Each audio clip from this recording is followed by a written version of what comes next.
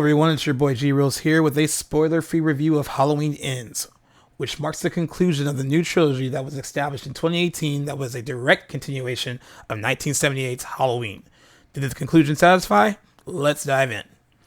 Halloween Ends picks up 4 years after the events of 2018's Halloween and last year's Halloween Kills, which took place on the same night in the film.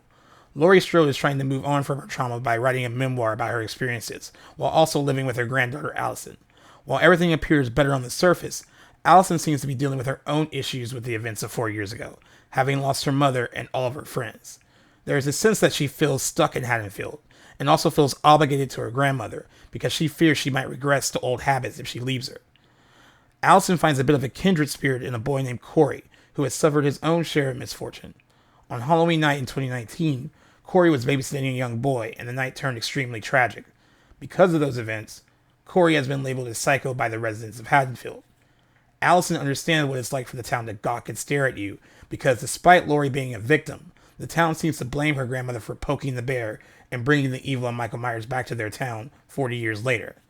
As this relationship begins to blossom, Laurie sees something in Corey that is alarmingly similar to what she saw in Michael all those years ago. And this all culminates into an epic showdown between Laurie Strode and Michael Myers that has been 44 years in the making. I'll start by saying this. The film swings for the fences, makes bold choices, and isn't what it appears to be based on its marketing. I suspect many fans won't appreciate the sudden shift in this film because it goes in a completely different direction than anticipated. This is a more character-driven film with less visceral thrills, but more psychological intrigue. As I compose this review, the response to the film has been very mixed, but for this longtime Halloween fan, I respected what David Gordon Green and his team tried to do with this entry. For me, it's not a fluke that they use the same color and font for their titles as Halloween 3 Season of the Witch. I think they knew their approach would divide fans, and all I can say is this. That third entry used to be vilified for straying too far from the norm, and now it has a rabid fan base. Don't be surprised if the same thing happens to Halloween Ends. From a technical standpoint, Green's approach is still reminiscent of what Carpenter created in 1978, and also pretty on point with Carpenter's Season of the Witch. We also get shades of Christine, which should be a fun nod to horror movie fans, but also a hint that this won't be your typical Halloween film. Halloween Kills still remains my favorite of the trilogy as far as its style is concerned, but I think the trilogy as a whole has stayed true to the aesthetic of the original film.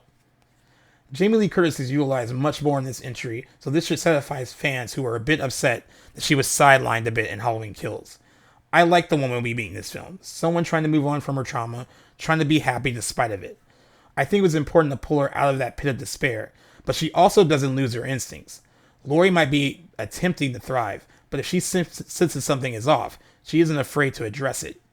Andi Matichak also has her role of Allison expanded upon, and I give her credit for conveying things about the character that weren't on the page.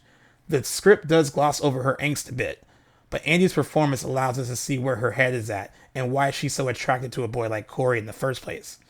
Keep in mind, much like Laurie in 1978's Halloween, Allison lost everything in a single night between the 2018 film and Halloween Kills. The character of Corey is one I can't expand too much on to avoid spoilers, but I will say that Rowan Campbell gives a compelling performance and makes you feel for Corey because he's a product of a very unfortunate tragic event. The film does dive into his psyche a bit and makes you question things about his character as a whole, despite the tragedy surrounding him, and Rowan handles the character arc well without missing a beat. I do think his arc would have benefited more if we met him in Halloween Kills, because he has a lot of narrative to go over in just one film, but Rowan makes the character work, although I do think he will be very divisive with fans.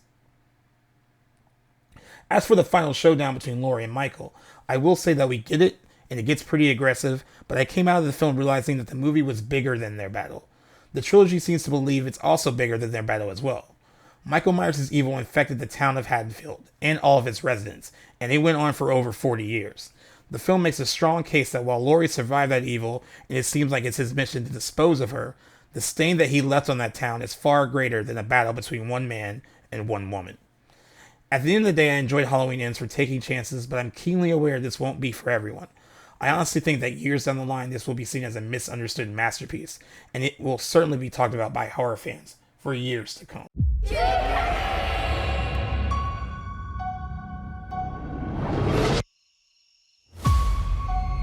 This time, it will be different. This time, maybe the only way he can die is if I die too.